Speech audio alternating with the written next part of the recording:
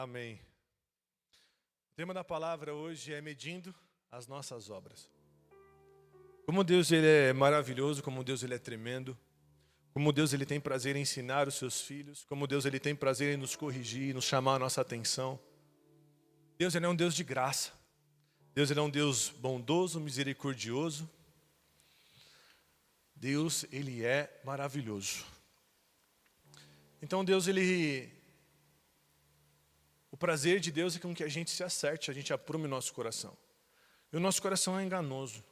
As nossas atitudes elas são falhas, nós somos falhos. Nós somos seres humanos, ninguém é perfeito. Só ouvi um homem perfeito nessa terra e ele foi colocado ali uma sementinha, o próprio Espírito Santo envolveu em Maria e ele nasceu sem pecado algum. Ele é o Filho do Deus vivo, ele morreu e ressuscitou, o nome dele é Jesus Cristo. E todos nós que estamos aqui, nós estamos num caminho, sendo aperfeiçoado todos os dias, para nos parecer cada vez mais com ele. O estatuto do varão perfeito, que é Cristo. É isso que nós prosseguimos. Amém?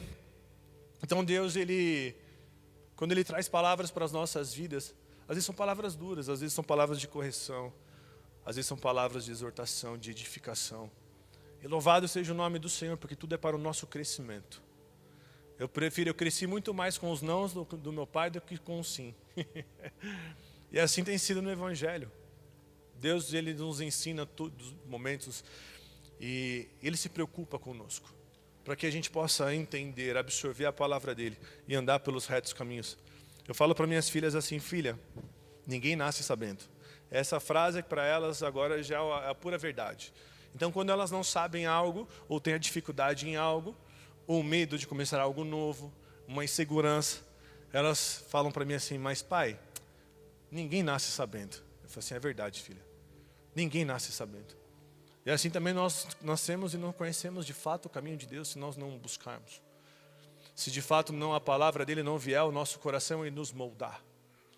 Nós não sabemos. Se a gente não ler a Bíblia de Gênesis e Apocalipse. E como você vai saber que o que eu estou pregando aqui para você é verdade? Se você não conhecer de fato a verdade. Se você não conhecer a Bíblia, se você não ler a palavra, como você vai saber se aquilo que está sendo pregado para você é de fato a palavra de Deus? Então nós precisamos buscar a verdade acima de tudo e buscar a palavra acima de tudo. Amém? Então o tema da palavra hoje é medindo as nossas obras. É engraçado porque em Daniel, engraçado não, né? A palavra é maravilhosa. Em Daniel 5, Belsazar ele vê a visão, porque ele começa a tirar e a se prostituir com os deuses dessa terra. Ele pega todas as pratas, o ouro que era de Deus, que era do templo de Deus. Ele começa, junto com as concubinas, a festejar com aquilo. E aí vem uma mão, aparece uma mão na parede, escreve Mene, Mene, Tekel, Parsim. E Daniel ele vem para interpretar, ele fala assim, eu vim, medi e achei falta. Mas em nome do Senhor Jesus, e Deus quando Ele vem para medir, Deus ele vem para trazer antes uma exortação. E quando você tem uma exortação, a gente não se apruma, então a mão ela vem e mede, quando dá falta, Deus ele vem e corrige. Mas em nome do Senhor Jesus, nós somos corrigíveis, amém? Em nome do Senhor Jesus também não seremos achados falta. Eita glória! É isso aí, Judão, vamos junto. Então eu queria convidar você para abrir a palavra em 1 João, no versículo 2, 14. 1 João 2, 14. Amados, se tem uma coisa que Satanás mira, são nas crianças, nos jovens, nos pais de família. Mas hoje nós estamos num contexto de jovens. Nós somos jovens. E Deus diz algo a nosso respeito. 1 João 2, 14. Filhinhos, eu vos escrevi porque conheceis o Pai. Pais, eu vos escrevi porque conheceis aquele que existe desde o princípio. Jovens, eu vos escrevi porque sois fortes e a palavra de Deus permanece em vós e tende vencido o maligno. Amados, se tem algo que Deus colocou nos jovens é força. Jovem ele tem uma energia que não acaba nunca. A gente, pelo menos quando a gente estava no mundão lá, que não conhecia Cristo, a alma já enredada no inferno, abraçado com saci, um monte de saci no corpo. Eu trabalhava, Saía 8 horas da manhã, 8 horas da manhã já estava na construtora, saía 5 horas da tarde, 6h15 da tarde já estava na faculdade, saía às 10h45, 11h30 estava na academia, das 11h30 até meia-noite e meia, 1 hora da manhã eu treinava. E ainda quando chegava isso, era sexta-feira, eu saía da academia, pegava a Rafa, a gente ia para a praia, ficava madrugada na praia, no sábado eu acordava, no domingo eu ficava lá, voltava e continuava tudo de novo. Era uma energia que não acabava, não tinha fim, virava noites fazendo projetos novos. Quantas vezes eu saía da academia 11 horas da noite, não, 1 hora da manhã, e ficava até 3 horas da manhã revisando o contrato, no dia seguinte, 7h30 da manhã, já estava levantando para ir trabalhar novamente. Havia uma força, e nós jovens temos essa força. E tudo que o diabo quer é roubar essa força que nós temos, a força que Deus colocou dentro de mim e de você. Satanás, ele quer trazer um cansaço sobre as nossas vidas sobrenatural para nos minguar. A palavra diz, abram comigo agora em Mateus 4, eu vou fazer questão hoje de ler todos os versículos. Amém? Porque a palavra do Senhor é a verdade, a palavra nos diz e nos garante, conhecereis a verdade vos libertará. A nossa luta ela não é contra carne nem sangue, amados, mas principados e potestades.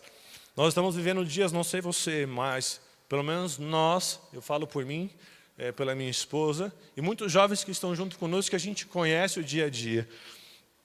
Mas nós temos vivido dias cansativos. Parece que a gente corre atrás do vento. Corre, o dia não tem fim, as coisas não acabam nunca. Até tem aquele ditado que a gente fala, né? Puxa, preciso matar 2 leões hoje, porque apareceu de alguém que não matou. Porque se eu não matar de hoje, amanhã são 3. Né? A gente tem que matar 1 leão por dia. Parece que a gente nunca vence, nunca acaba. Essa é uma das estratégias, uma das coisas que Satanás ele tem lançado sobre a nossa geração, para minguar a nossa força. Para que a gente use a nossa força de forma errada. Para que a gente não use a nossa força para com Deus, para com o reino, mas sim segundo as necessidades deste mundo. E nisso Satanás tem nos roubado. A nossa luta não é contra carne nem sangue, mas principados e potestades. Nós estamos debaixo de um céu onde tem demônios, principados, governadores celestiais e começam a levantar situações para nos minguar, para tirar a nossa força, a força que Deus colocou dentro de mim e de você. Aí parece que a gente está sempre cansado. Aí eu estou esse cara aqui com 34 anos com uma lata de 40. É difícil, aí você tem que pôr cabelo, que você já perdeu os cabelos, aí você fica careca. Daqui a pouco aí a gente vai lá na Bia para colocar uns botox, vai começando a aparecer os pés de galinha. Estava conversando com a minha irmã hoje, minha irmã falou assim, pô, você parece mais velho que eu. Eu falei assim, pois é, minha irmã tem 38, eu tenho 34. Não é não, Cezão? Quando a gente chega, já estamos pegando lugar de ancião já. A lata está rodada, como dizem nossos irmãos, rodamos de pneu murcho, né, Cezão? Mas isso não vai mais ser assim, amados. Porque hoje nós vamos entrar no descanso de Deus. Nós vamos entrar no nosso lugar. Hoje não, vamos junto aí. Ajuda o profeta, varão. Você vai com a espada, eu vou edificando aqui com a pá, fechou? Vai na harpa, aí eu vou com a espada, com a palavra. Mateus 4, do 18 ao 22, a vocação dos discípulos. Caminhando junto ao mar da Galileia, viu 2 irmãos, Simão, chamado Pedro, e André, que lançavam as redes ao mar, porque eram pescadores. E disse-lhes, vinde após mim, e eu vos farei pescador de homens. Então eles deixaram imediatamente as redes e o seguiram. Passando adiante, viu outros 2 irmãos, Tiago, filho de Zebedeu, e João, seu irmão, que estavam no barco, em companhia do seu pai, consertando as redes, e os chamou. Então eles, no mesmo instante, deixando o barco e seu pai, e o seguiram. Amados, a palavra nos mostra, se a gente pegar alguns estudos, todos os discípulos eram jovens. A palavra nos dá a entender que o mais velho era Pedro, que já era casado. Também quando o Senhor Jesus ele fala assim para Pedro, Pedro, é necessário que a gente pague os impostos. Vai lá, pega um peixe, o primeiro peixe que vier com uma pedra na boca, você vai pagar o meu imposto e o seu. Isso também nos dá a entender que os maiores de idade naquela época eram o Senhor Jesus e Pedro. E os demais eram menor de idade, também não pagariam imposto. Então são alguns parâmetros que a gente pega na Bíblia, que a gente entende, até mesmo pelos anos que eles viveram, onde pregaram, o tempo de vida com que morreram, que a idade deles era de 17, de 15, 17 a 30 anos no máximo, como o caso de Pedro. Ou seja, todos os discípulos, eles foram chamados jovens. Jovens, foram chamados para percorrer toda a Judéia, Galiléia, Samaria e os confins da terra. Foi dado a eles essa força. Foi dado a eles essa incumbência de pregar o evangelho, de viver prodígios, sinais, maravilhas. A eles foi dado, aos jovens. Então, quando o Senhor Jesus está chamando eles aqui, o que eles estão fazendo? Trabalhando. Nós, jovens, hoje, a gente tem aquele negócio, puxa, eu vou casar. Eu preciso ter uma casa. Eu vou trabalhar para financiar uma casa, vou trabalhar para conquistar algo. Eu preciso ter um carro, eu preciso, principalmente nós homens, vou tirar a minha esposa da casa da mãe e do pai. Eu preciso oferecer o mínimo necessário. Eu tenho filho, vou ter filho, eu preciso oferecer o mínimo necessário. Então a gente sai para caçar, a gente sai para buscar. A gente sai para se especializar. Para eu poder ter um bom trabalho, eu preciso ter antes um bom conhecimento. Eu sou pago por aquilo que eu conheço, pela sabedoria que eu tenho. Quanto mais sabedoria eu adquiro, mais caro é o meu tempo, mais eu consigo cobrar, mais eu consigo ter. A gente começa a comercializar o nosso próprio tempo na nossa juventude. Então, tem muitos jovens aqui. Glória a Deus, porque é um culto de jovens, né? E o mais velho de nós aqui, se tivesse 60 anos, aqui também é jovem. Em nome de Jesus. Porque o que importa é o nosso espírito, é a nossa força. Josué e Caleb, quando eles entraram na terra da promessa, eles falam, tem a mesma virilidade, na qual a gente foi um dia espiar a terra. Eu continuo com a mesma força. Há muitos adultos e senhores de idade, com um espírito de jovem, mais jovem do que de jovem. Ao qual, se nós dermos um grito aqui, vamos fazer uma cruzada. Vamos ganhar aqui, vamos invadir um lugar onde jamais foi pregado o evangelho. Quem está disposto a pagar esse preço? Vai ter muitas pessoas com idade avançada, mas que têm um espírito como o de Josué e Caleb, que não envelheceram, que têm essa virilidade do Espírito Santo. Então, uma estratégia que Satanás ele quer fazer, essa necessidade que a gente encontra para o mundo, é a gente buscar com o nosso conhecimento. É buscar com a nossa força e usar a nossa força que nós temos para conquistar algo para nós. Fê, é errado? Não. É lícito você trabalhar, é lícito você estudar. É lícito você receber por aquilo que você trabalha. Mas a nossa força, a nossa virilidade, ela tem algo especial para Deus. Ao ponto que a gente não pode mais inverter. De começar a oferecer para Deus o que resta. E de fato, toda a força que a gente tem, a gente usar para com o mundo. Em Marcos 8:36 fala o seguinte, o que adianta você ganhar o mundo inteiro e perder a sua alma? Eu falo por mim mesmo, até eu aprender de que eu não poderia abrir uma porta que Deus abriu. Eu me arrebentei e me frustrei muito. Por várias e várias vezes, eu bati em muitas portas. Eu tentei arrombar muitas portas. Mas pela graça de Deus, pela misericórdia e amor dele sobre a minha vida, Deus fechou todas elas. Eu abri a parede, Deus fechava. Até que eu entendi que não é pelo que eu faço, mas mediante a graça de Deus. Deus ele não queria só que eu conquistasse no mundo, Deus ele queria conquistar primeiro o meu coração. Deus ele queria que eu entendesse que a minha dependência ela não vem de homens e nem do meu braço, mas ela vem do Senhor. Para nós jovens que vê o mundo da maneira como é difícil. É difícil você querer casar, você olhar o ímpio prosperando. Você vê o ímpio lá batalhando tudo que faz dar certo. Até o profeta, quando Jeremias fala assim, Senhor, eu estou olhando para o ímpio prosperar e eu vejo o teu povo cada vez mais capengando. O Senhor fala assim, olha, eu vou te mostrar o fim deles. Como é dolorido, como é triste o fim deles. Amados, uma certeza nós temos nessa vida que todos nós vamos morrer. E nada nós vamos levar a essa terra. O que nós conquistamos aqui, vai ficar aqui, como Salomão falou assim, tudo que eu adquiri aqui eu vou deixar para quem nem merece. Todo o conhecimento, toda a paz, todo esse monumento, todo esse império, eu vou deixar para alguém que nem trabalhou por isso. Eu vou para o túmulo, não vou levar nada. Mas nós temos algo aqui para correr, para levar para a eternidade. Um dia eu estava, já contei várias vezes, para quem não conhece eu vou contar de novo.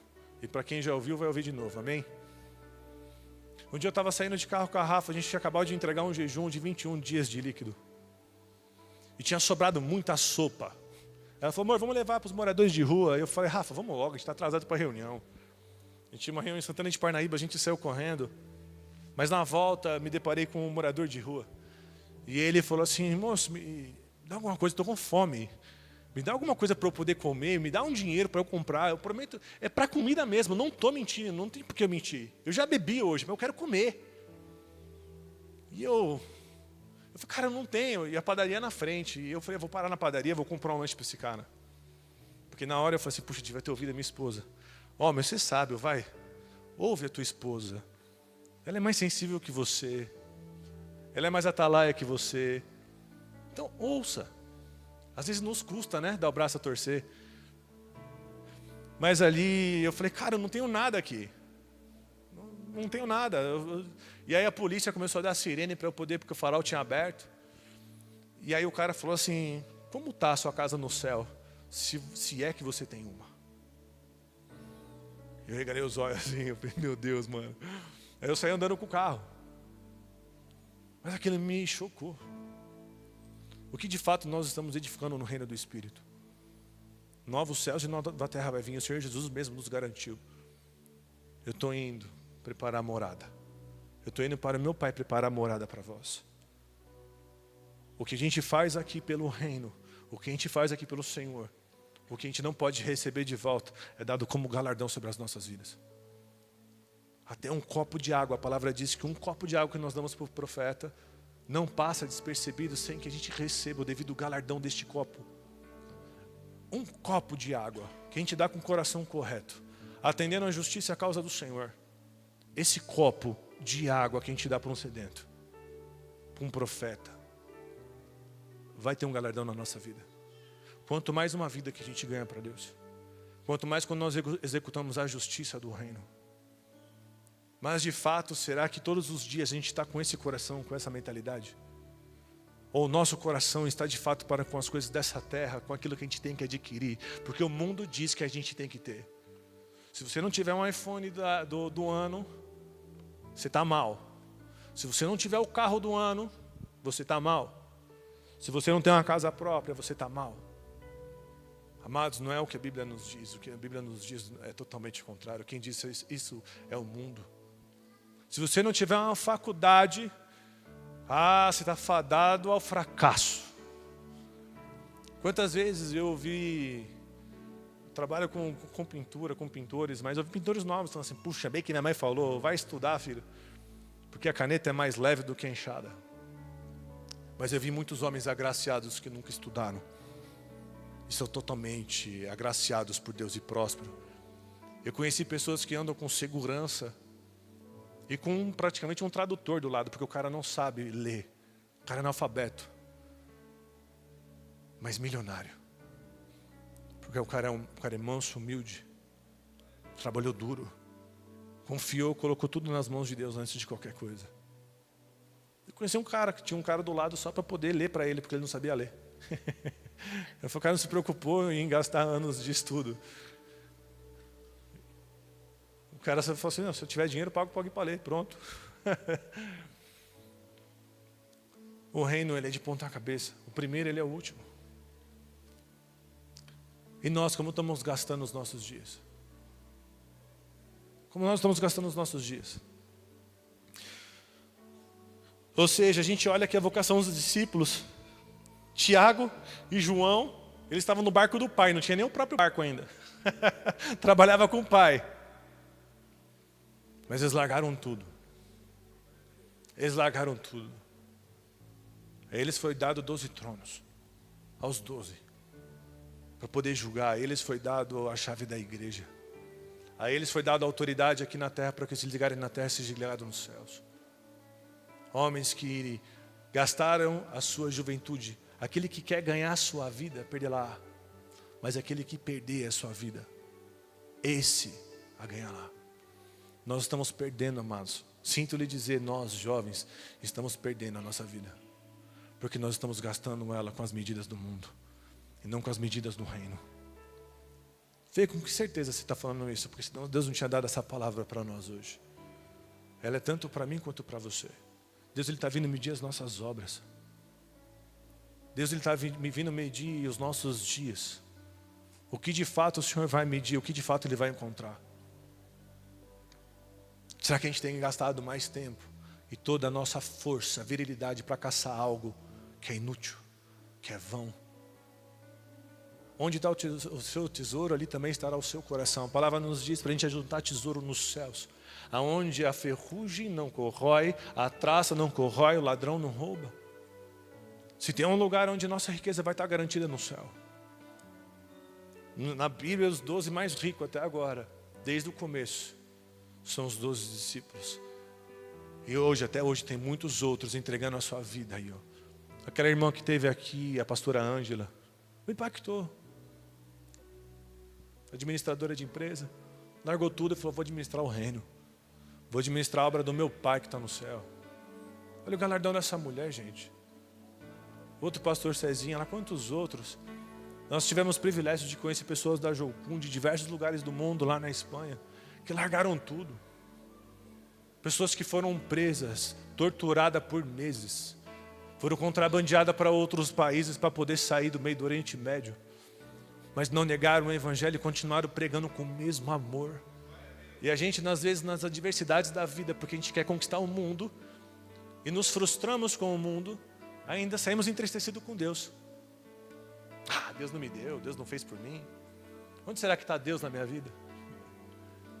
Deus, Ele está no mesmo lugar, Ele não muda.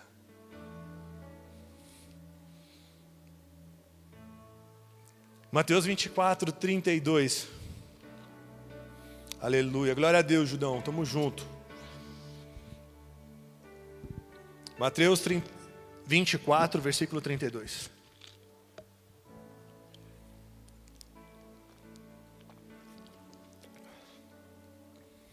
Vamos ler do 35. Passará o céu e a terra, porém as minhas palavras não passarão.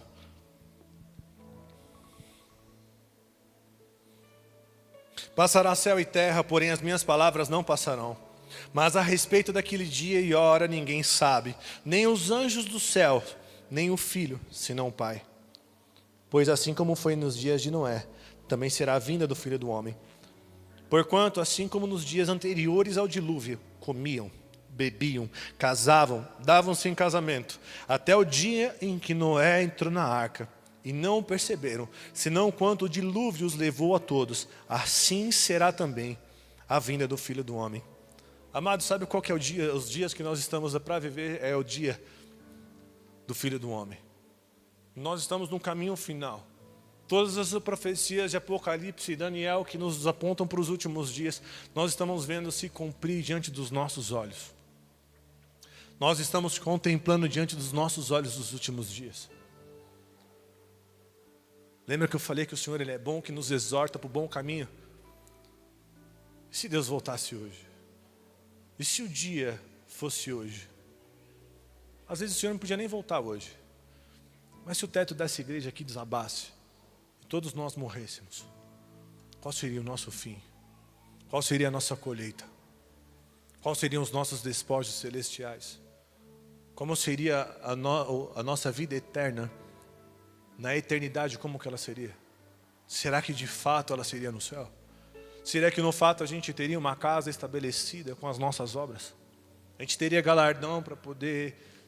É claro que, aquele que morar no muro, aquele que morar no muro, igual o ladrão da cruz, ali chegou, dos 47 do segundo tempo, salvo pela graça. O apóstolo fala, ainda que você, se você estiver num muro, beirando ali, ó, pro lado de dentro, glória a Deus, você é a pessoa mais feliz do mundo. Mas não fique em cima do muro, porque o muro é do maligno, o muro não é o de Deus. Com Deus é 100%, não é 99%. E se o dia para nós chega hoje? Se a gente sair daquela porta para fora, pegar um caminhão, e se é o nosso fim, se é o meu fim, o teu fim? Para pensar. O que você edificou sobre a sua vida de fato? Será que valeu a pena todas as noites mal dormidas por problemas que a gente sequer vai saber resolver? Que nós dependemos 100% de Deus? Será que vale a pena as horas mal dormidas para trabalhar, para edificar algo que a gente perde logo no dia seguinte? Será que vale a pena guardar aquela amargura daquela pessoa que a gente não consegue perdoar? Vai valer a pena? Não vai. Aqui, como nos dias de Noé, davam-se em casamento, faziam tudo o que o jovem faz. Eu vou casar, preciso conquistar. Eu comprei uma casa nova no campo, preciso aproveitar. Comprei um carro novo, vou fazer uma viagem para poder estrear.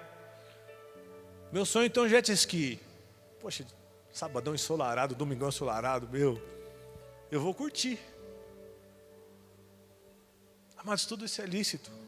Mas isso vai te acrescentar o que na tua vida, na tua eternidade? Satanás, ele quer fazer a gente virar um ciclo. Sabe aquele ratinho que fica correndo naquela roda giratória? Somos nós olhando para as coisas deste mundo, querendo buscar algo. Pode acrescentar algo por um instante, pequenos minutos. Mas na eternidade não vai valer para nada. Satanás, ele tem uma artimanha desde o começo. É drenar a força. É drenar, sabe por quê? Quando você estiver cansado. Quando você estiver já velho. Você vai rever toda a sua vida e vai pensar assim, puxa, se eu pudesse voltar aos meus 25 anos de idade, eu faria tudo diferente. Quantas vezes eu já ouvi isso do meu pai? Eu já vi meu pai chorar, meu pai físico. Ele falou assim, filho, como eu pude errar tanto na vida? Eu falei, pai, não importa como foi até aqui, importa como termina. Tudo passa, você não vai levar nada daqui. Não vai levar nada. Não fica frustrado por aquilo que você podia ter feito mais. Mas pensa do que você pode fazer enquanto você tem vida aqui, enquanto você tem fôlego de vida aqui. A gente quer correr. E de fato aquilo que é precioso a gente vai sempre deixando para depois. 1 João 2,15.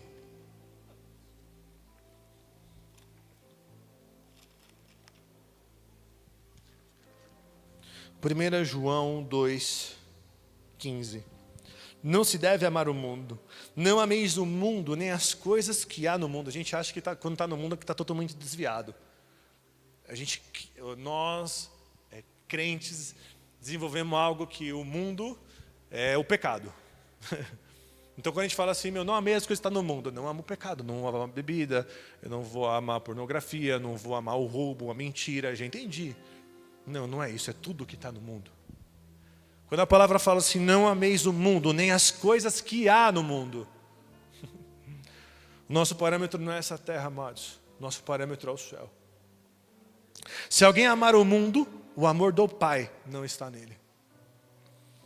Porque tudo que há no mundo, a concupiscência da carne, concupiscência dos olhos e a soberba da vida, não procede do Pai, mas procede do mundo. Ora, o mundo passa, bem como toda a sua concupiscência. Aquele, porém, que faz a vontade de Deus, permanece eternamente.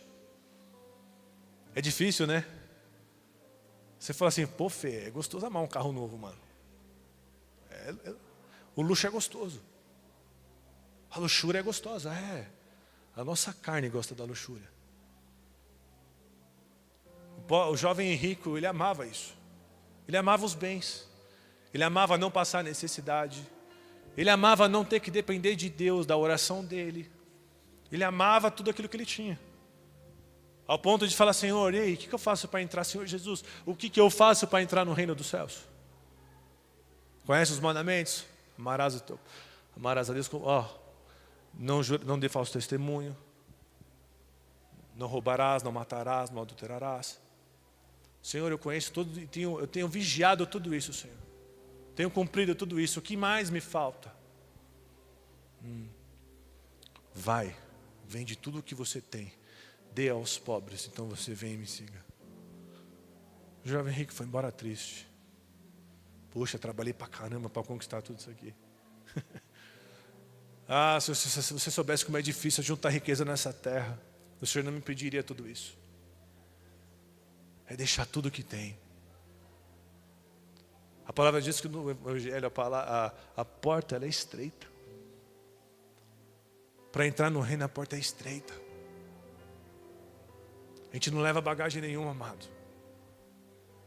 Isso é Evangelho. Não é um momento coach de dizer, vamos lá que você tem que conquistar tudo. Não. O reino é para aquele que deixa tudo. Os discípulos largaram todos aqui, ó, diante de uma pesca maravilhosa. Imagina, ganha aquela bolada na loteria. Aí Deus fala assim, deixa tudo, vem e me segue. Quantos de nós deixaria tudo com alegria? Porque achou a pedra de maior valor, achou a preciosidade da vida. Quantos de nós?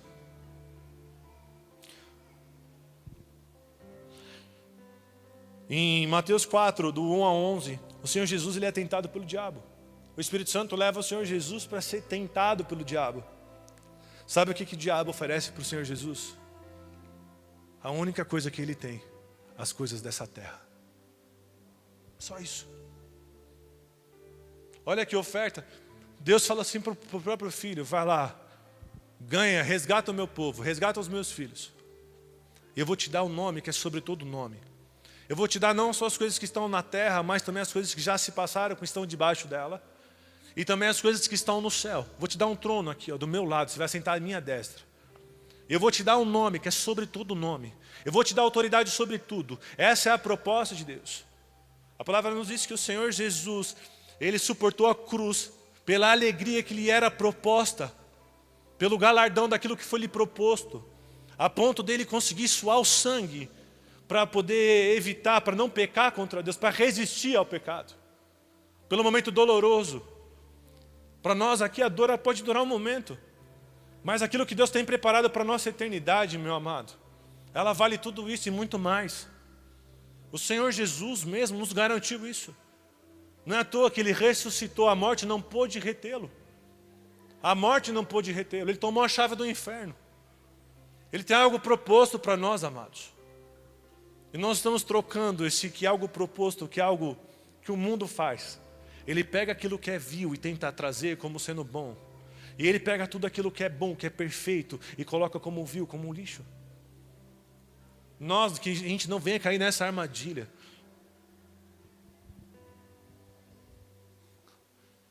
Satanás, ele vem trazer para o Senhor Jesus e fala assim, ó. Tá vendo tudo? Ele leva e coloca ele num pico da cidade, mostra toda a cidade e fala assim, ó, se prostrares me adorar, eu te dou todo o teu reino, foi me dado.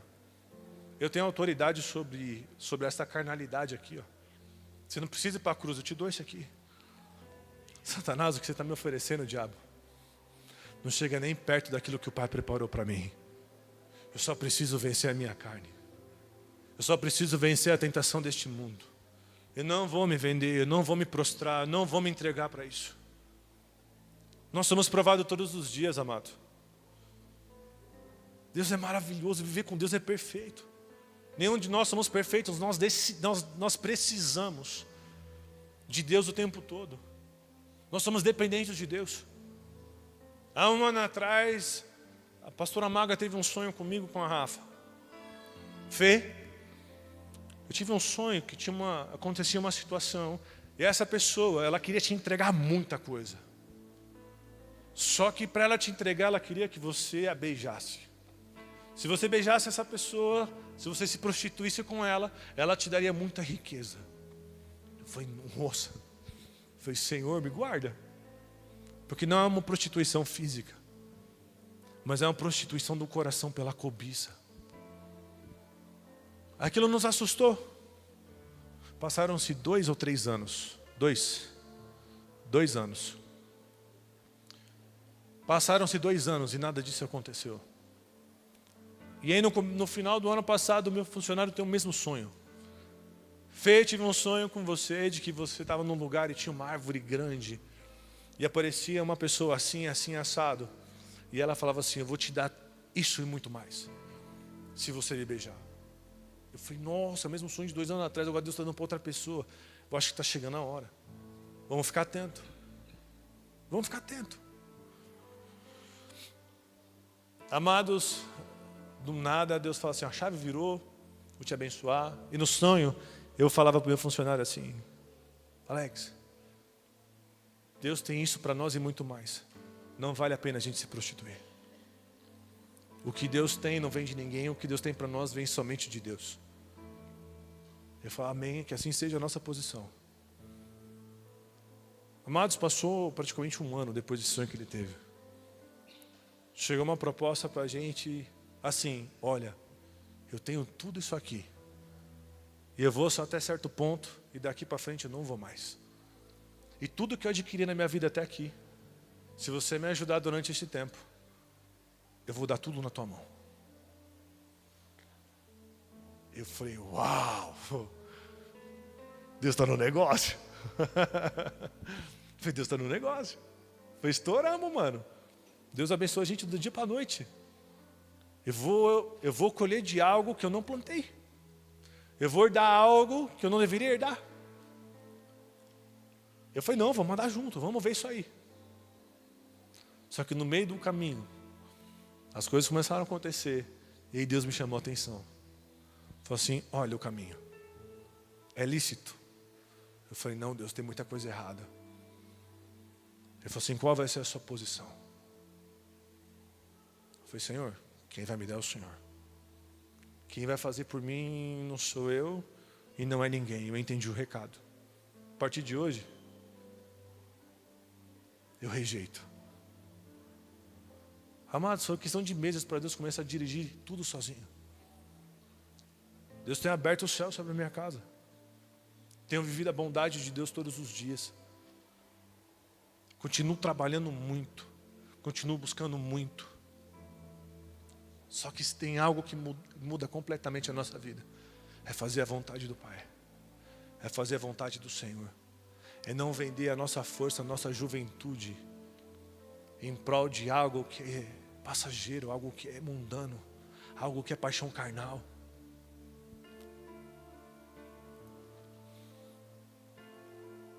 Em Gênesis 29 a 20, versículo 29, capítulo 29, versículo 20, Jacó, ele trabalhou durante 21 anos. Jacó pegou toda a juventude dele, trabalhou 7 mais 7 mais 7. Amados, se a gente não se posicionar em Deus, sempre vai ter um Labão para poder roubar a sua juventude, para roubar a sua força.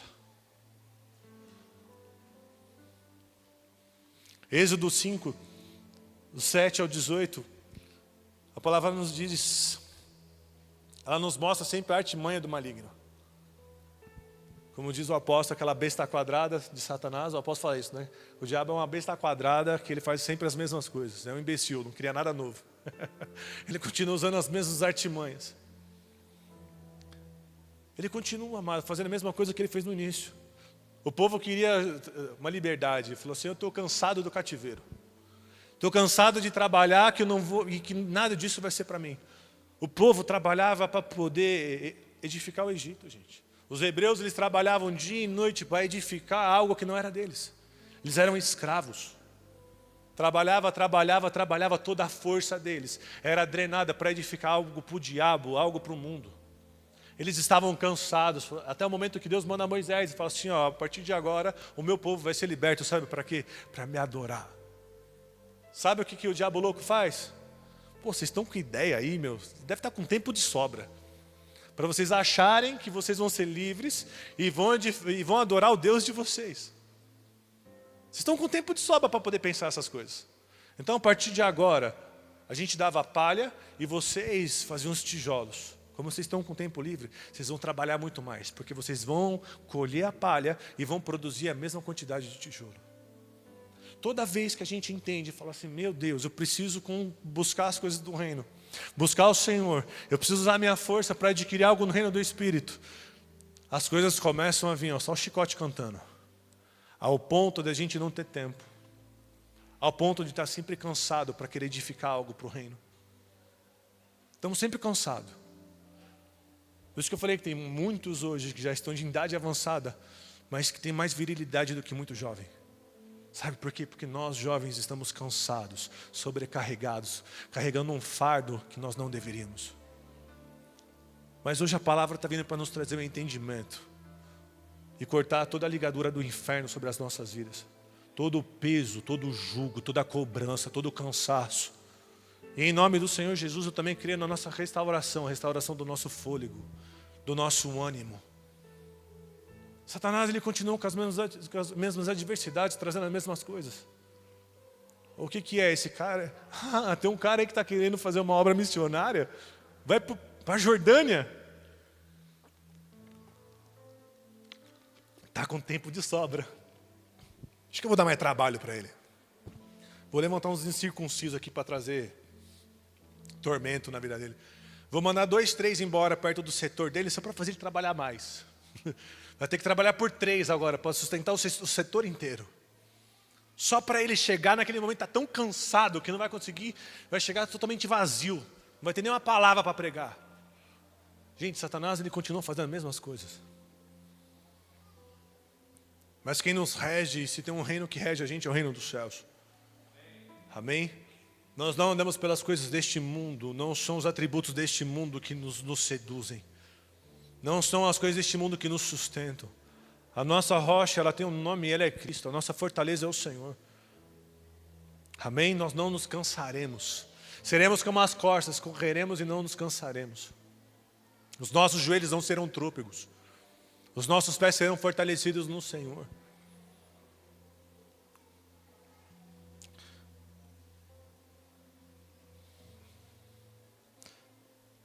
Sabe por quê? Abram comigo em Malaquias 1. Tá, antes de Mateus lá. Malaquias 1. Satanás ele quer nos cansar um ponto.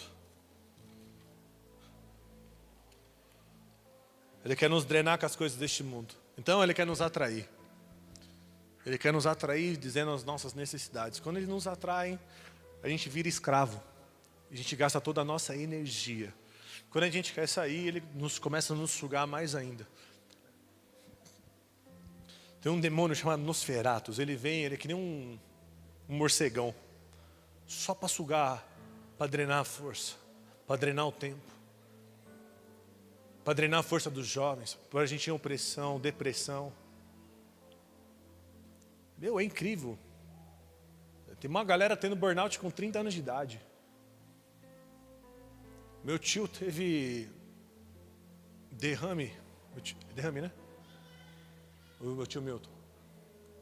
Ele tinha 2 empregos, ele teve 4 filhos.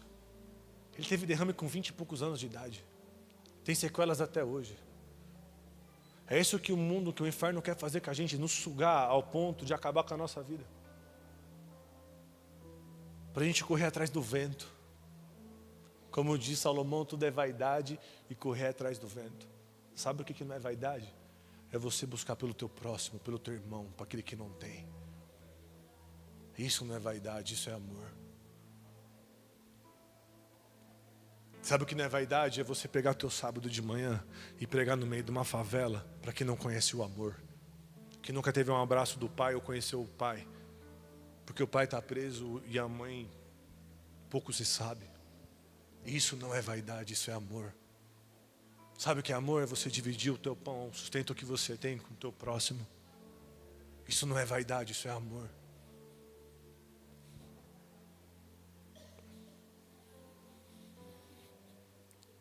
E aí o que acontece com a gente vem para cá cansado, sobe uma escala cansado, vai para uma oração cansado. A gente começa a oferecer para Deus aquilo que resta. A gente chega no momento de oração, no nosso íntimo com o Senhor, são poucas palavras porque estamos moídos. E aquilo que devia edificar a nossa vida, se torna um momento de eu vou fazer porque eu preciso fazer. E não porque eu amo fazer e eu tenho prazer em fazer. Se Satanás ele suga a nossa energia para o mundo, não sobra a nossa energia, a energia que Deus falou assim, jovens, eu vou escolher porque sois fortes. Imagina um povo saindo do Egito, cansado, de tanta palha, de tanto tijolo que teve que fazer. A ponto de começar a murmurar, falou assim, ô Moisés, a gente achou que você vinha para ajudar, cara. A gente achou que ia ser livre, mas estamos sendo arrebentados aqui. Estava ruim sem você, Moisés. Está ficando pior com. Por que você foi fazer isso? Vai arrumar briga com o inferno para você ver. Vai orar por um enfermo. Vai orar por fazer um evangelismo para expulsar demônio de morador de rua. Vai para você ver. A briga que você arruma. Mas a gente está cansado. Nós jovens estamos oprimidos e cansados. Por quê? Porque trabalhei muito. Tenho muito problema. Eu tenho que dar atenção para minha casa, para minha família. Tenho que dar atenção para os meus entes queridos, para os meus familiares. Já fiquei muito tempo na igreja, Fê. Já dei o máximo que eu podia dar. Preciso ser regenerado. Amados, Deus não está aqui para acusar a gente hoje. Ele está aqui para nos restaurar, trazer de volta a nossa força, mas principalmente para colocar o nosso coração no lugar correto. Até quando a gente vai inverter as prioridades? Mateus 6,33, buscar em primeiro lugar o reino de Deus e a sua justiça, e as demais coisas vos serão acrescentadas. Como está em Salmo, o que é em vão o sentinela aguardar a cidade se Deus não aguardar? O que adianta levantar cedo e dormir tarde e comer do pão penoso se Deus ele acrescenta aos seus enquanto dormem? Mas sabe o que acontece? Infelizmente, nós hoje estamos no momento, como Malaquias está dizendo ao povo aqui. Vamos ler? Malaquias 1, versículo 6. O filho honra o pai e o servo ao seu senhor. Se eu sou o pai, onde está a minha honra? Deus está falando assim, onde está a minha honra? Nós temos honrado os nossos líderes, temos honrado o nosso chefe, temos honrado os nossos pais físicos, mas o Senhor está falando assim, cadê a minha honra? E se eu sou o seu Senhor, onde está o respeito para comigo? Diz o Senhor dos exércitos a vós outros, aos sacerdotes que desprezais o meu nome. Vós dizeis, em que desprezamos o teu nome? Senhor, no que a gente está te desprezando? Ofereceis sobre o meu altar pão imundo, e ainda perguntais, em que havemos te profanado? Nisto que pensais, a mesa do Senhor é desprezível. Quando trazeis animal cego para o sacrificardes, não é isso mal? Sabe o que hoje são os nossos sacrifícios? São as nossas atitudes do nosso coração. Quando a gente oferece o resto para Deus, nós estamos falando assim, Deus, o Senhor não é a minha melhor porção. Quando o Senhor não é a nossa primícia, Senhor, o Senhor não é a minha melhor porção. Eu estou te desprezando. Eu estou te dando aquilo que me sobra porque as outras coisas têm me consumido. E quando trazeis o coxo ou enfermo, não é isto mal? Ora, apresenta-o ao teu governador. Acaso ele terá agrado de ti e será favorável? Diz o Senhor dos exércitos. Se a gente fazer aquilo que a gente faz para o Senhor, a gente fizer para o mundo, para os nossos chefes ou para outras autoridades, será que de fato a gente seria recompensado da maneira? Como seria? Será que eles se agradariam daquilo que a gente está oferecendo? Se homens não receberiam, quanto mais o Senhor. Quanto mais aquele que é digno de toda a honra, toda a glória. Aquele que nos comprou por um alto preço, que nos limpou. Amados, quando eu cheguei pela porta da igreja, como a apóstola Denise diz, eu era o gadareno. Saci para todo lado. Mas o Senhor, Ele teve paciência com todos os meus erros. E me moldou até aqui. E muito ainda Ele tem para fazer dentro da minha vida, porque eu estou longe de ser perfeito. Tenho muitos erros. Mas o Senhor, Ele não desistiu de mim, não desistiu de você. Será que da maneira como nós tivemos o nosso primeiro amor e entregamos tudo de melhor para Ele quando nós estávamos apaixonados, é o mesmo que nós entregamos hoje? Se a gente usasse hoje a força que a gente tem para o mundo lá fora, a gente aplicasse para dentro do reino, será que a gente já não teria ganhado essa cidade? Será que a gente não teria ganhado todo mundo do nosso trabalho? Será que a gente já não teria mostrado o verdadeiro amor a esse mundo que não conhece o amor? Amados,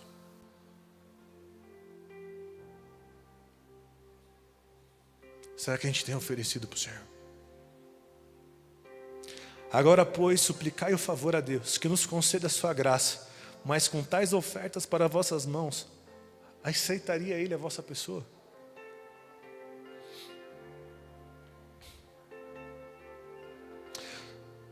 Tomara houvesse entre vós quem fecha as portas, para que não acendesseis de balde o fogo do meu altar. Eu não tenho prazer em vós, diz o Senhor dos Exércitos, nem aceitarei da vossa mão a oferta. Mas desde o nascente do sol até o poente, é grande entre as nações o meu nome, e em todo lugar lhe é queimado incenso, e trazido ofertas puras, porque o meu nome é grande entre as nações, diz o Senhor dos Exércitos. Mas vós profanais, quando dizeis, a mesa do Senhor é imunda, e o que nela se oferece, isso é a sua comida, é desprezível. E dizeis ainda, que canseira.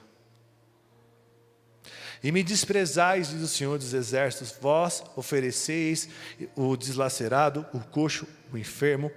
Assim fazeis oferta, aceitaria eu isso da vossa mão? Pois maldito seja o enganador que, tendo um animal sadio no seu rebanho, promete e oferece ao Senhor um defeituoso.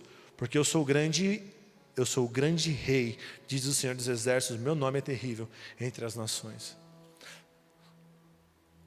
Amados, vou fazer mais uma vez essa pergunta, será que Deus ele tem se agradado daquilo que a gente tem oferecido? Será que a gente tem dado o nosso melhor de fato para Deus? Ou nós estamos tão acostumados com o Evangelho que a gente já está virando um religioso e fazendo tudo por escala, por rito. Eu vou porque eu estou na escala, eu tenho que estar. E aí hoje, você vai estar no culto? Vou, né? Estou na escala. Seria melhor para o Senhor que você não viesse se eu tivesse com esse coração. Seria melhor para você. Sabe quando o filho vê o pai mentindo? E o pai fala, você está mentindo para você mesmo, você não me engana. Porque Deus ele conhece o coração. Deus ele conhece de fato aquilo que a gente está entregando. Se nós estamos entregando o melhor, ou estamos entregando aquilo que resta.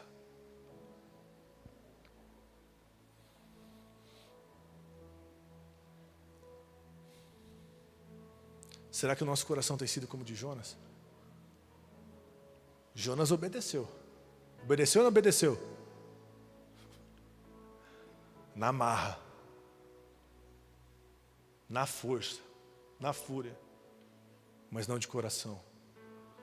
Quantos nós estamos aqui? Quantos nós estamos no altar?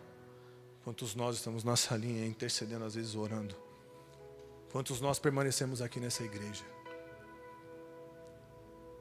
Por obediência, mas não por amor. Não por coração. Amado, se não for de coração, nada vale. Se não for por amor, é como um sino que bate e só faz barulho. Nada vai valer. O Senhor está aqui nessa noite para medir, mas não para nos condenar, mas para falar assim, ei, acorda, tem algo de errado aí. Você está se enganando a você mesmo, você está sendo roubado, você não está vendo? Você não está vendo que a sua força está sendo drenada para algo que é em vão, algo que é passageiro? Um homem, ele foi, plantou, teve uma grande colheita, e ele falou assim, uau, que colheita maravilhosa é essa? Eu vou destruir o meu celeiro, construir celeiros maiores, então eu vou descansar e me regozijar diante de tudo aquilo que Deus me deu. Eu não vou ajudar ninguém. Eu não quero mais nada na vida, eu só quero paz e prazer. Vou beber, não preciso nem mais trabalhar, olha, descanso.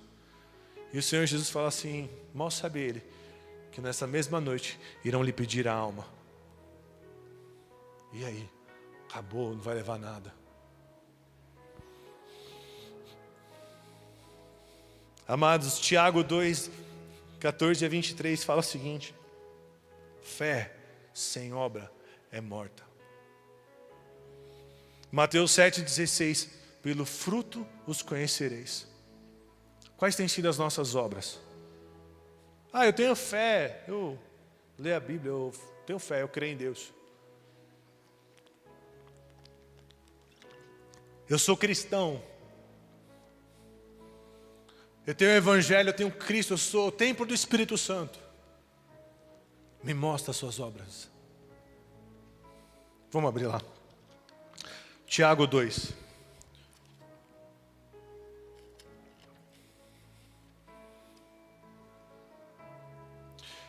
Tiago 2, 14 a 23. Meus irmãos, qual é o proveito de alguém disser que tem fé, mas não tiver obras? Pode acaso semelhante fé salvá-lo? Se um irmão ou uma irmã estiverem encarecidos de roupa e necessitados do alimento cotidiano, e qualquer dentre vós lhe disser, ide em paz, aquecei-vos e fartai-vos, sem contudo lhe dar o que é necessário para o corpo, qual é o proveito disso? Assim também a fé, se não tiver obras, por si mesmo, está morta.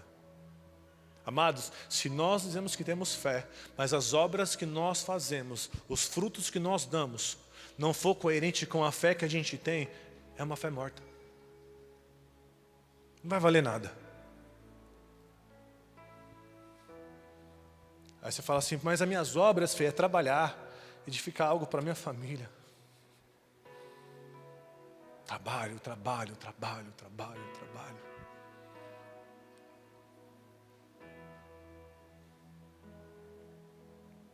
Fama, dinheiro, posição, reconhecimento. Tudo isso é obra da carne. Tudo isso é obra da carne. Cadê as suas obras?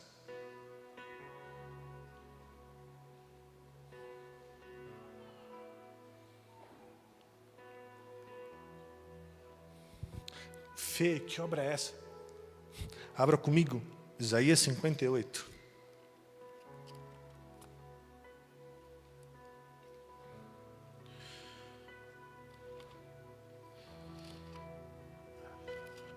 Amados, a gente tem a chance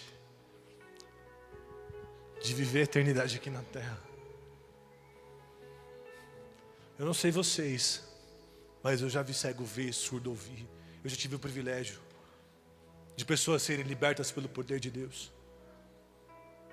De pessoas realmente que estavam sendo oprimidas ali, endemoniadas, manifestas, sendo impostas de liberdade, de vício, de tantas coisas. O Evangelho é o mesmo, ele não muda. A gente tem o privilégio de viver isso todos os dias. A gente tem o privilégio de sermos instrumentos, de sermos vasos na mão do Senhor. Sermos instrumentos da sua glória.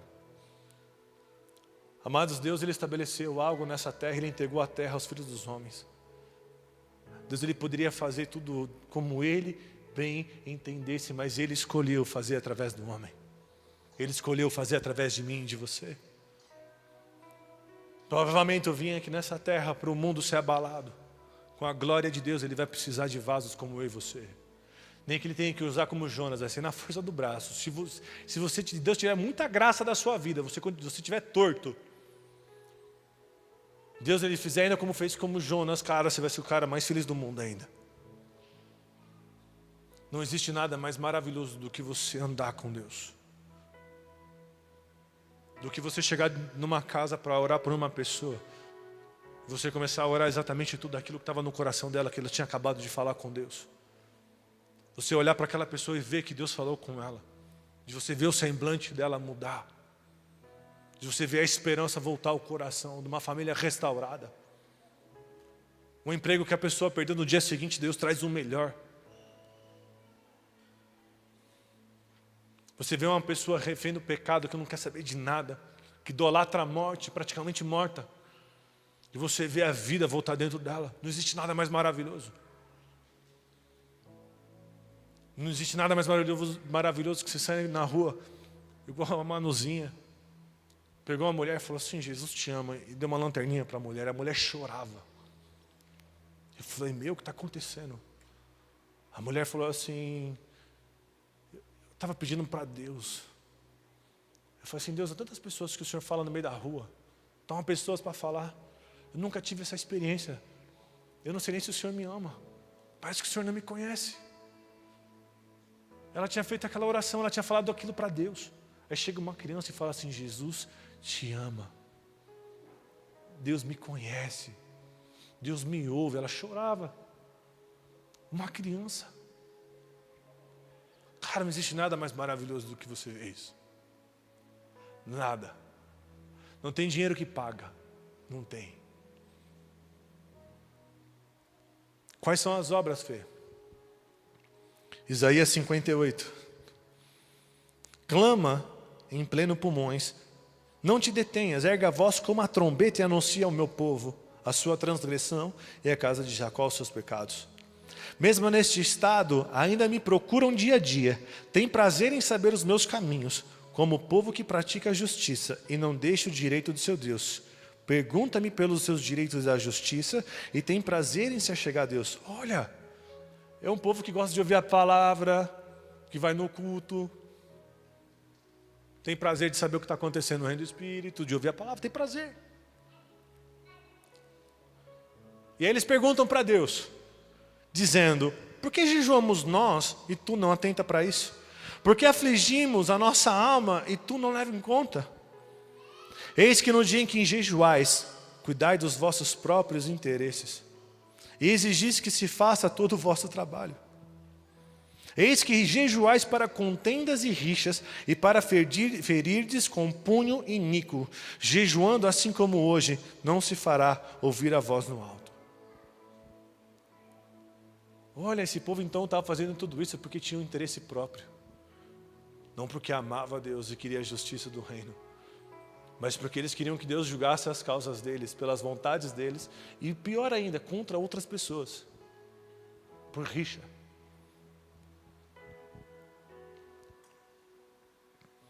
Seria esse o jejum que escolhiu? Aí Deus começa a falar que um homem um dia aflige a sua alma, inclina a cabeça como um junco e estenda debaixo de si pano de saco e cinza. Chamaria isso de jejum, um dia aceitável ao Senhor? Vocês estão falando então que é isso que me agrada? É só você jejuar e orar e se humilhar? Será que é isso que me agrada? Ou acaso nós não comemos para nós mesmos? Porventura, não é este o jejum que escolhi? 2 pontos. E aqui Deus está falando o que Ele quer. Quais são as obras que o Senhor espera de nós? Que soltes as ligaduras das impiedades, desfaça as ataduras da servidão, deixe livres os oprimidos e despedaces todo o jugo. Porventura também não é que reparta o teu pão com o faminto e recolhas em casa os pobres, desabrigados, e se virdes o nu, cubras, e não te escondas do teu semelhante? Então romperá a luz como a alva, a tua cura brotará sem intensa, e a tua justiça irá diante de ti, e a glória do Senhor será a tua retaguarda. Então clamarás, e o Senhor te responderá. Gritarás por socorro, e Ele dirá: eis-me aqui. Se tirares do meio de ti o jugo, o dedo que ameaça, o falar injurioso, se abrires a tua alma ao faminto, fartardes a alma aflita, então a tua luz nascerá nas trevas e a tua escuridão será como o meio-dia. O Senhor te guiará continuamente, fartará a tua alma até os lugares áridos e fortificará os teus ossos. Será como um jardim regado, como um manancial cujas águas jamais faltam. Os teus filhos edificarão as antigas ruínas. Levantará os fundamentos de muitas gerações e será chamado reparador de brechas e restaurador de veredas, para que o país se torne habitável. Se desviardes o pé de profanar o sábado, se cuidar dos teus próprios interesses no meu santo dia, se achares ao sábado deleitoso, o santo dia do Senhor, digno de honra, e honrares não segundo os teus caminhos, não pretendendo fazer a tua própria vontade, nem falando palavras vãs, então te deleitarás no Senhor. Eu te farei cavalgar sobre os altos da terra e te sustentarei com a herança de Jacó, teu pai, porque a boca do Senhor o disse. Amado, sabe quais são as obras? É lá no 120. As obras é no teu bairro, com o teu vizinho, com o teu irmão, no teu trabalho. É não você acusar, É você colocar em primeiro lugar o reino de Deus e a justiça dele. E não a nossa própria cobiça, as nossas próprias coisas. Estou terminando aqui. Mais 2 versículos só para ler. Amados, o resumo de tudo é: não deixe o diabo roubar a tua força no tempo de você edificar no reino. Não troque a prioridade. Não negocie com as trevas. Não permita isso. Nós hoje ainda temos essa chance. Para que nós edificaríamos algo, Deus pode te dar. Um coração correto, Ele te dá.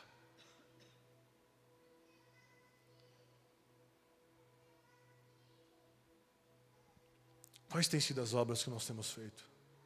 Quais os frutos que nós temos dado? Quais são? Sabe o que é mais lindo na Bíblia? Que Deus se importa só com o coração. A palavra fala o seguinte: um povo com os lábios me adoram, mas com o coração longe. O coração está longe. A gente chega num culto aqui, nossa cabeça está lá nos problemas.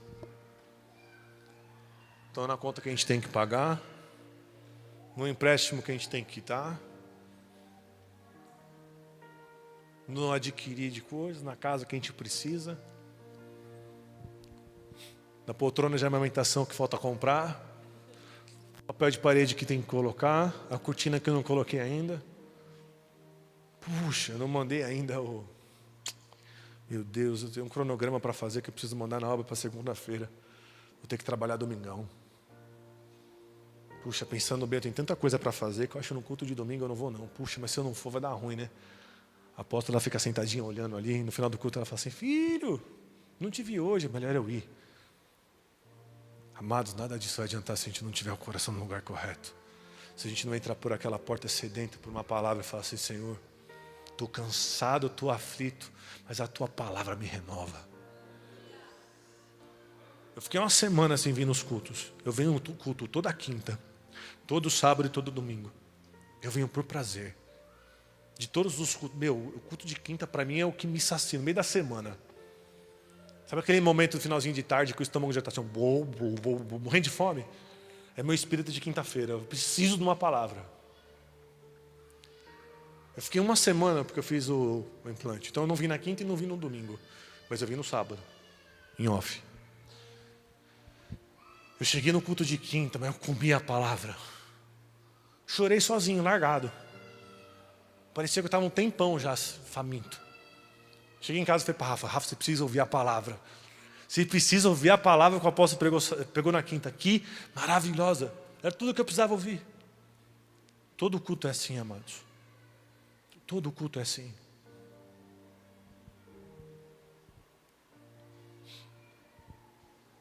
A gente vê na Bíblia o Senhor Jesus pregando para o povo de Israel.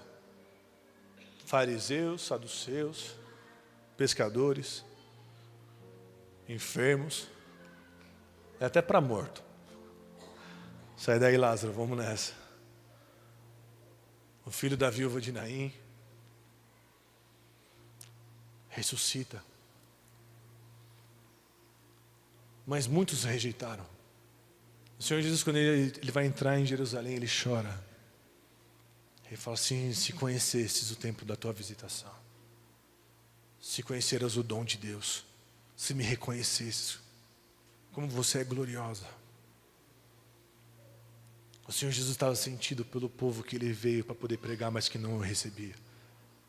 Estava mais preocupado com a glória de dentro dos templos, das sinagogas, do que de fato conhecer o Filho do Deus vivo. E aí ele vem aqui em Lucas 7. Abram comigo, Lucas 7. Mais 2 versículos aqui. Lucas 7, depois Atos 10.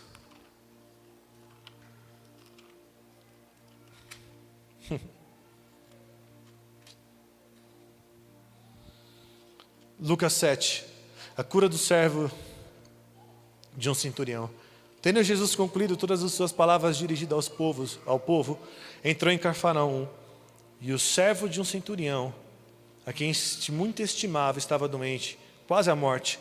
Tendo ouvido falar do respeito de Jesus, enviou-lhe alguns anciãos dos judeus, pedindo que viesse a curar o seu servo. Esses, chegando a Jesus com instância, lhe suplicaram, dizendo: ele é digno que ele faça isso. Sabe o que chegou para Jesus a respeito desse centurião? Senhor Jesus, a gente sabe que o Senhor, como o Senhor disse para a mulher sunamita, que estava pedindo ali que não é tempo dos gentios, que o Senhor veio para os filhos agora.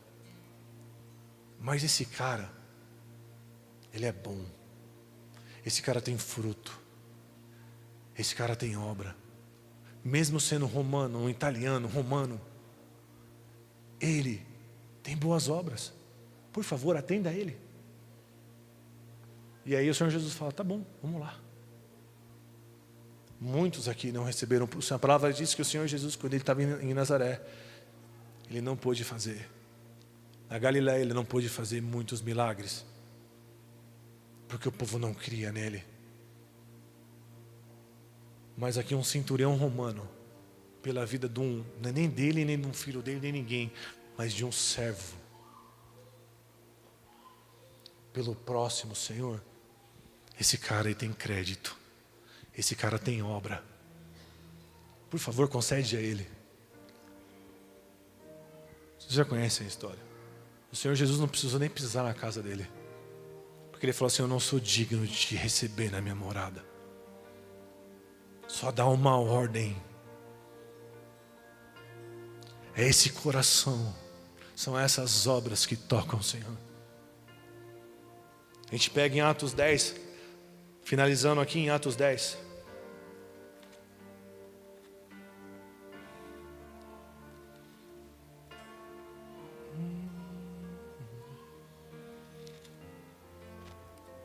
Que graça, Senhor.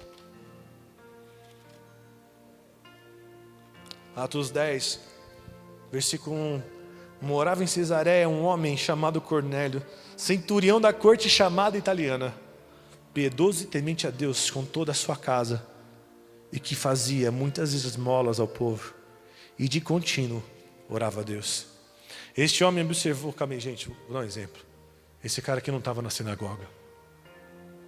Esse cara aqui não estava dentro da igreja. Esse cara aqui não estava no meio de uma célula. Mas ele era um homem temente a Deus, que dava esmolas e orava continuamente. Não importa onde você está, importa onde está o teu coração. Quantos nós estamos aqui com o coração longe daqui? Como Jonas, somente na obediência. Deus, Ele não quer a nossa obediência como Jonas. Deus, Ele quer a nossa obediência de coração. Deus, Ele quer que a gente tenha prazer em fazer o bem. Tenha prazer em buscar. Tenha prazer em orar. Ah, Fê, de novo um relógio de oração na intercessão.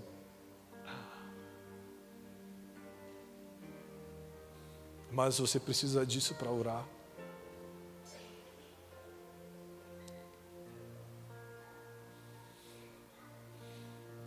Versículo 3. Este homem observou claramente durante uma visão, cerca da hora 9 do dia, um anjo de Deus que se aproximou dele e disse: calma aí, não tinha povo da igreja recebendo um anjo, mas tinha um centurião romano recebendo. É coração, amado. Nós estamos enganando nós mesmos, achando que a gente vai receber algo. Um anjo de Deus se aproximou dele e lhe disse: Cornélio.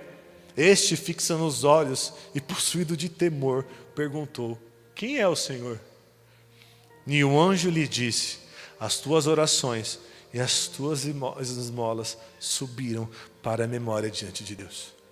Deus tem recebido a tua esmola, ainda que pode ser pouco para o outro, pode ser pouco para você, mas você fez de coração. A tua oração tem chegado aos céus. Cornélio, você é conhecido no céu. Os anjos conhecem o seu nome, Cornélio, Porque você tem praticado atos de justiça. Você tem sido bom para com o povo. Você tem ajudado o teu próximo. Você tem crido em Deus. Você tem temor, Cornélio. Quantos de nós somos conhecidos no céu? Quantos de nós somos conhecidos pelos anjos que nos servem? Quantos de nós? Os filhos de Cefas expulsando um demônio lá. Eu te expulso do demônio em nome de Jesus, o Deus de Paulo. Os demônios respondem: eu conheço Jesus e sei até quem é Paulo. Mas e vós, quem sois? Eu não te conheço. Será que nós estamos sendo religiosos, amados? Ou será que de fato nós estamos vivendo um evangelho de verdade? Será que nós temos vendido para Satanás a nossa força, o nosso coração, o nosso tempo? O que nós temos negociado, amados, é inegociável.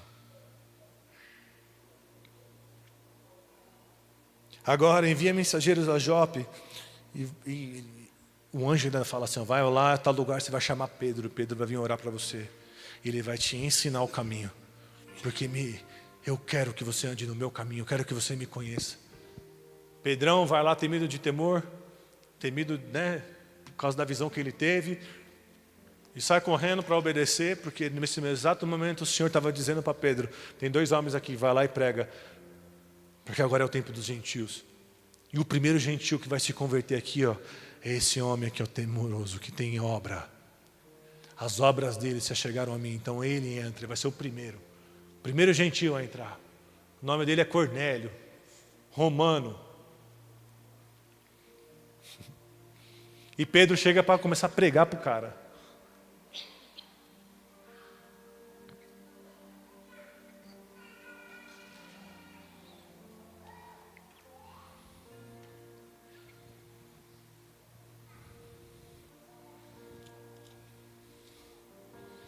Versículo 44. Ainda Pedro falava estas coisas quando caiu o Espírito Santo sobre todos que ouviam a palavra. E os fiéis que eram da circuncisão, daqueles que eram do Antigo Testamento, daqueles que conheciam a lei, que observavam a lei, que vieram com Pedro, admiraram-se, porque também sobre os gentios foi derramado o dom do Espírito Santo. Amados, para a gente viver a plenitude do Evangelho, a gente precisa viver de coração. Queria orar com vocês. Enquanto o louvor toca, queria fazer uma oração. Eu queria, durante esse louvor, amados, vasculhe o teu coração. Analisa suas obras.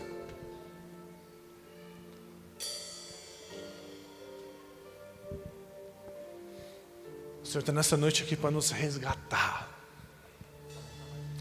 Que a gente volte a fazer com essência. Que a gente volte à essência do primeiro amor. A prática das primeiras obras. O que eu tenho porém contra ti, que ele fala para a igreja de Éfeso, o que eu tenho porém contra ti é que abandonaste o primeiro amor. Arrepende-te, olha de onde caíste, volte à prática das primeiras obras. Quais têm sido as nossas obras, amado? Esse cansaço que nós sentimos não é para a gente sair daqui nessa noite com Ele. A cobrança que a gente sentia não é para sair daqui com ela. O Senhor não está aqui para nos condenar, está para nos libertar. Hoje é o dia do fim da nossa opressão. Aleluia. Hoje é o dia da gente se arrepender e pedir perdão para o Senhor. De termos oferecido para Ele o manco, o coxo, o cego. Quando temos oferecido o melhor para o mundo e apenas o que resta para Deus. Hoje é o dia da gente se arrepender. Eu posso fazer por mim, eu posso até interceder por você, mas hoje é dia de cada um hoje rasgar o próprio coração.